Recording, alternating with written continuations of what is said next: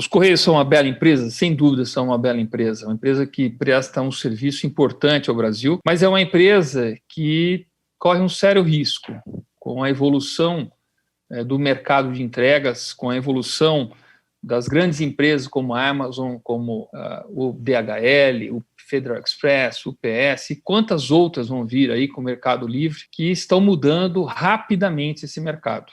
É um mercado que entra em transformação muito rapidamente. As cartas foram substituídas pelo WhatsApp, os documentos foram substituídos pela digitalização. Hoje você consegue autenticar as coisas por documentos digitais. Então nós temos que cuidar dos Correios. Os Correios têm uma história muito bonita, mas ela também tem uma história de muito desrespeito.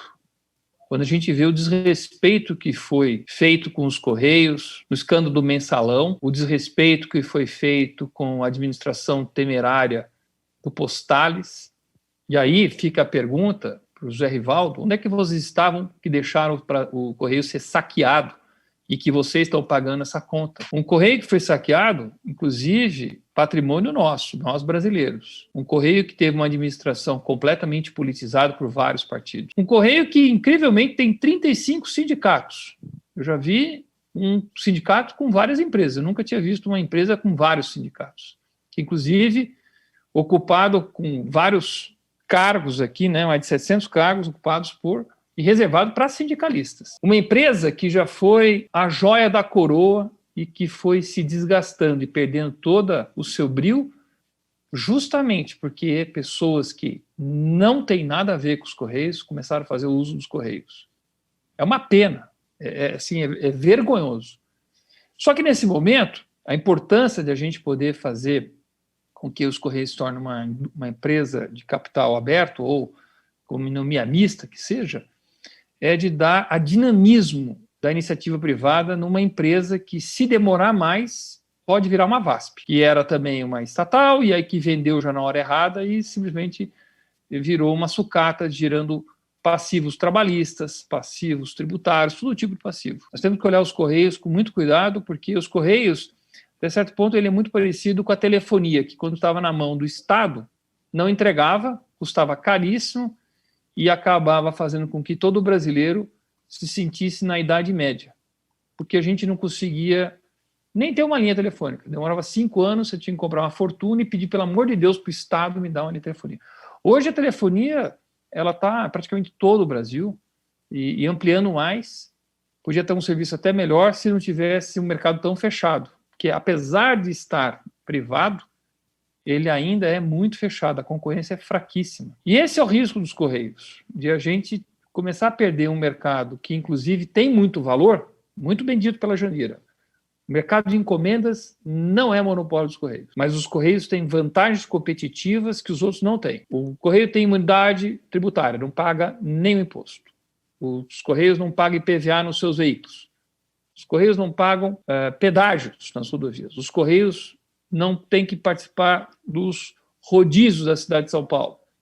Os Correios podem estacionar em qualquer lugar. E mesmo assim, as outras empresas crescem muito mais rapidamente. O próprio Mercado Livre, que usava muitos Correios, começou a perceber que os Correios no Sedex 10, por exemplo, não entregavam em 10 horas. Aliás, muitas vezes não entregavam, porque o número de reclamações no Reclame Aqui e o número de resoluções dos problemas é baixíssimo. O próprio Mercado Livre começou a investir em estrutura própria. Sabe o que significa? Que os Correios estão perdendo valor de mercado. Quando falam do faturamento, que dá lucro, porque não paga imposto também, vamos falar a verdade. Mas eu tenho aqui os números, aqui, ó, acumulado 2018, prejuízo de 2,5 bilhões de reais. Isso sem pagar nem imposto. Se a gente colocasse o imposto na conta, que é mais ou menos 4 bilhões de reais de imposto por ano, os Correios nunca teriam dado lucro. Estariam no prejuízo até hoje. E aí, o que nós temos que imaginar é que os Correios têm que ser uma Petrobras, uma Embraer. Veja o caso da Embraer. A Embraer era uma empresa que também fazia aviões regionais, era o Brasília, o Ipanema, e que, quando foi vendida, ela fez um investimento muito bem feito na sua infraestrutura, olhando o mercado conforme, e se tornou a líder em jatos regionais. Era mais forte que a própria Bombardier, que foi comprada pela Airbus. A Embraer é um exemplo, é a joia da coroa. Inclusive, o governo é sócio, tem as Golden Shares E quando foi para a venda da Boeing, falou, olha, não sei se eu quero vender, estava uma negociação. É isso que nós temos que fazer com os Correios. A gente tem que abrir para o mercado tem que fazer os investimentos pesados, atualizar, transformar os Correios numa DHL, que aconteceu com o Correio Alemão, fantástico caso de sucesso, uma empresa regional que se tornou global. Os Correios têm que se tornar globais, que hoje tem 550 mil funcionários. Está achando que tem 92 mil é muito? Nós temos que ter 500 mil. E aí, até a fala do Zé Ribaldo, se privatizar vai demitir todo mundo. Por quê? Quem compraria uma empresa para demitir todo mundo? Não vai demitir ninguém. Nós temos que treinar mais, nós temos que dar mais condições, nós temos que tornar uma empresa lucrativa, mais lucrativa. Além dela tem que ser lucrativa pagando impostos.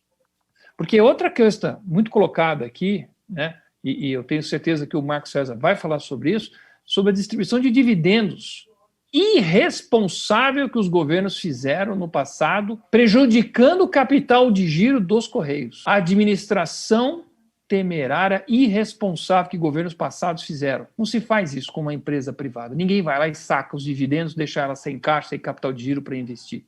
Esse é o problema dos Correios. Os Correios hoje têm problemas de corrupção, talvez tenha uma pontual aqui, mas não no passado, que era usado literalmente, como o Roberto Jefferson foi pego nos maiores escândalos. Nós temos que tirar essa vulnerabilidade dos Correios, que hoje está à mercê de qualquer governo. Pode estar desse, como foi no passado. E aí esse é o nosso grande perigo, porque quando a gente privatiza, nós temos um compliance mais rigoroso, a gente tem um mercado que está olhando em cima dos Correios para ter certeza de que não tem ninguém saqueando os Correios. E quando há um saque, o saque bate diretamente nos resultados. A administração temerária ou irresponsável bate diretamente nos resultados. E sabe quem paga essa conta? Os brasileiros. Somos nós que pagamos essa conta. Não existe prejuízo grátis. Não existe prejuízo grátis. E é, portanto, o que nós defendemos de uma abertura, uma empresa de economia mista, para que a administração privada, que é altamente responsável, tem interesse, sim, no lucro, e tem interesse, sim, de que seja eficiente, e que tem interesse em ampliar as fronteiras, e que tem interesse em crescer, sejam, de fato, feitos com responsabilidade, pagando impostos, e estando em pé de igualdade com todas as outras empresas. Então, de novo, eu acho que o projeto, ele devia chamar o projeto para salvar os Correios. Devia ser um projeto para a gente olhar os Correios com ambição, de crescimento, e não temerário de que continue nas mãos de que a qualquer momento um outro governo fale, quer saber, nós vamos sacar todos os dividendos, porque nós temos que dar, não podemos pedalar, tem que dar resultados primários e vamos botar um monte de político por indicação e aí, de novo, fica a pergunta para todos aqueles que eram presidentes de conselho, que eram funcionários, onde é que vocês estavam que não foram para as ruas evitar que os Correios fossem saqueados, que essa administração não desrespeitasse os funcionários públicos, os funcionários dos Correios?